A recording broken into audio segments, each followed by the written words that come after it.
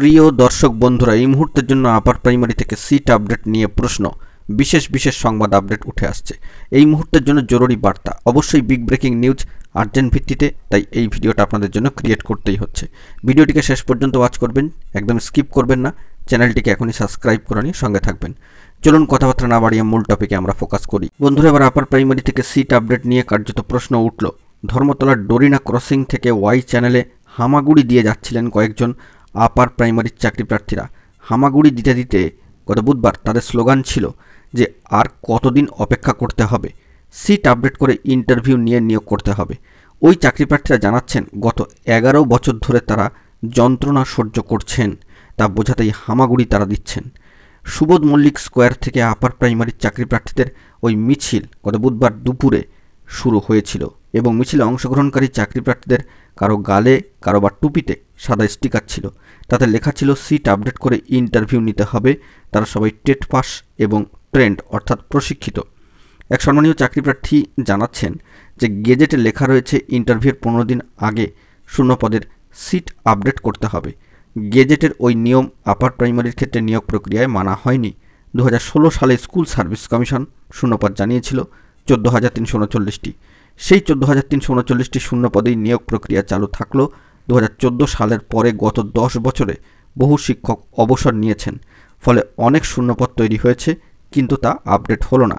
তো কার্যত সিট কেন আপডেট হলো না সেই নিয়ে কিন্তু প্রশ্ন উঠল। বর্তমানে আপার প্রাইমারির ক্ষেত্রে নিয়োগ প্রসিডিওর চলছে এবং স্কুল সার্ভিস কমিশন সুষ্ঠুভাবে প্রক্রিয়া এগিয়ে নিয়ে চলেছেন। ইতিমধ্যেই 8,749 জনের কাউন্সেলিং হয়েছে। 6,680 জন প্রার্থী সুপারিশপত্র পেয়েছেন। অনেকে স্কুলে যোগদান করেছেন, অনেকে আবার প্রত্যাখ্যান করছেন, অনুপস্থিত থাকছেন কাউন্সেলিংয়ে। শুরু হতে চলেছে আর কয়েকদিন পর থেকে সেকেন্ড কাউন্সেলিং, এবং এই দিন যারা বিক্ষোভ মিছিলে সামিল হয়েছিলেন তারা কেউ 2021 সালে আপার প্রাইমারির ইন্টারভিউতে কিন্তু ডাক পাননি। এক সম্মানীয় চাকরি প্রার্থী জানাচ্ছেন যে আমরা ডাক পেতাম যদি গেজেটের নিয়ম মেনে ইন্টারভিউর আগেই সিট আপডেট করা হতো, তাহলে এতগুলো বছর নষ্ট হতো না। অনেক চাকরি প্রার্থী রয়েছেন যাদের বয়স হয়ে গিয়েছে, তারা আর্থিক কষ্টেও কিন্তু ভুগছেন। চাকরি প্রার্থীদের একটা বিরাট অংশ জানাচ্ছেন আপার প্রাইমারির ক্ষেত্রে 2019 সালের নিয়োগ প্রক্রিয়া দুর্নীতির অভিযোগে বাতিল হয়েছিল। সম্মানীয় এক প্রার্থীর বলছেন যে আমাদের এই মিছিলে এমন চাকরি প্রার্থী আছেন যারা ওই নিয়োগ প্রক্রিয়ায় ইন্টারভিউতে ডাক পেয়েছিলেন, কিন্তু প্রক্রিয়া বাতিল হওয়ায় পরে নতুন নিয়োগ প্রক্রিয়ায় ইন্টারভিউয়ে তারা ডাক পাননি।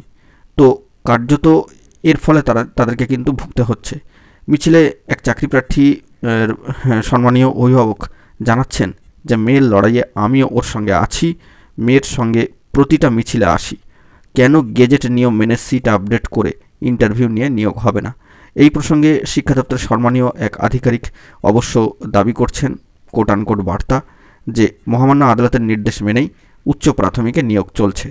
তো এই খবর আপডেট উঠে আসলো, দেখা যাক পরবর্তী ক্ষেত্রে এই বিষয়ে কী আপডেট উঠে আসে। এখন এটুকুই, সকলে ভালো থাকবেন, চ্যানেলটিকে সাবস্ক্রাইব করে সঙ্গে থাকবেন। ধন্যবাদ।